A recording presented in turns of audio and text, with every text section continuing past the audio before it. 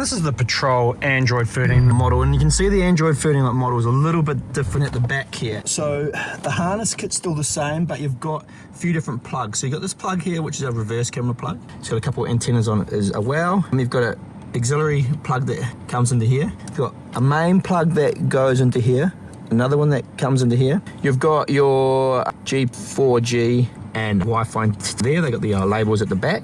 Now this customer had the issue that they weren't getting reverse camera, so they had this one here plugged in, but they needed the other one plugged in. So if you plug it in, you get no signal, or you get in the blue screen. If it's the blue screen, you got to turn off the 360 camera, like I just showed you before. If you're getting no signal, try the other RCA coming out, because if you actually followed this RCA pin back, you'd see 2 pins. Oh, there is pins in that plug too. You might just have to trial it both, because obviously the camera feed is on this one in this car. So now that's all hooked up, that's fine. Just try both if you get no signal. So the HDMI box here in the Patrol should plug into the back of our head unit, into this box here, and then the AV1 will go into plug here. Now this label here should sell at monitors, and it's going to this big plug here. You can see it's a big, a wide plug, and that's what you're after. And then what you want to do is then when you come home here, and you go into like a movie, for example, actually you want to come into here first,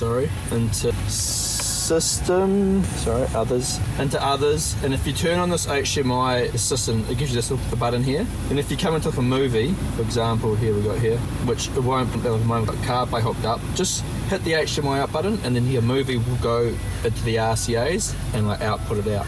If you're finding you turn the volume on and it seems like it hits sort of one and it's quite noisy straight away, come into system here. Sorry, I'll go back so you know where you're at. Into system, setting guide, sound attention on. Now I put this to about 10, and then put this at 1 to 3. You can find what suits you like best, and you'll see if I turn it down now, it gets quite quiet as we go down. Then if you're like, well, I'm not getting the full max of volume, then what you can also do is come into here, sound gain, down to the other, and just turn this up a bit. So,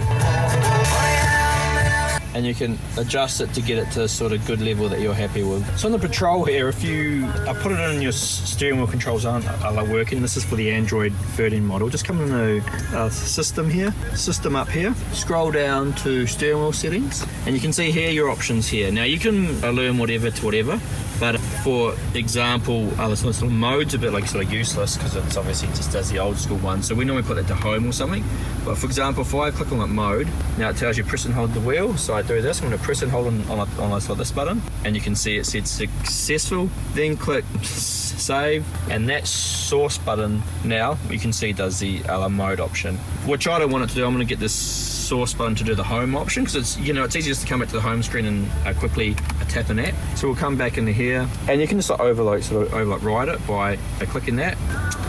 So touch and hold it on that again, and that you can see it's gone blue, so that means it's all good.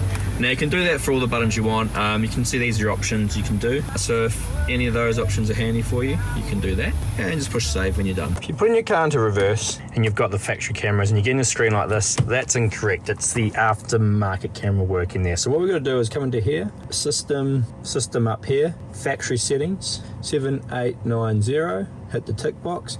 What we're going to do is scroll down until you see this one, Aftermarket HD. Hit close on that, hit save and restart, and then that's going to pull in the factory camera feed, which should be correct. I'm not sure on this one if the actual cameras are plugged in, so I have to pull it out and check, but that will stop it trying to go to the aftermarket 360 camera look. Just slow booting because we obviously dropped the power. So there you go. Even though it's not working, that is the factory camera look that we're after.